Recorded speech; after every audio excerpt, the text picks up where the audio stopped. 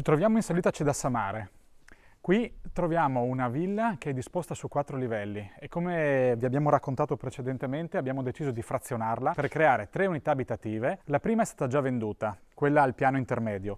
Oggi invece vogliamo farvi vedere alcuni particolari che riguardano l'appartamento al piano piscina. Ovviamente ci vuole un po' di immaginazione, soprattutto su questo livello. Qui verranno realizzate 2 camere da letto, una matrimoniale di 15 metri quadrati, una camera singola abbastanza grande, una zona giorno che avrà circa 45 metri quadrati con l'angolo cottura che verrà distribuito su una parete che verrà creata qui e l'accesso appunto alla zona piscina.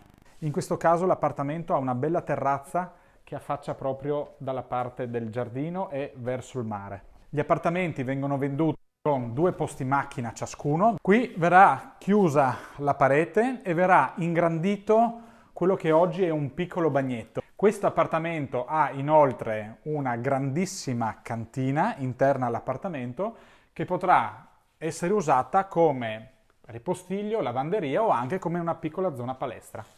Tutta la zona della piscina verrà completamente rifatta a carico del proprietario. Verrà ripiastrellata, ripitturata la zona della doccia. A questo appartamento ovviamente dovremo dare una zona di cortile esterno che creerà comunque una sorta di indipendenza e di privacy per quanto riguarda le finestre che affacciano sulla zona della piscina. Questa è la zona dove verranno realizzati i 2 parcheggi esterni all'interno del cortile di proprietà della casa, più 2 posti macchina invece nel vialetto nella parte sottostante alla piscina. Se volete ricevere maggiori informazioni, dettagli o visionare anche i progetti, contattateci e possiamo fissare un appuntamento in ufficio per vederli assieme e poi fare una visita sul posto anche con i nostri tecnici.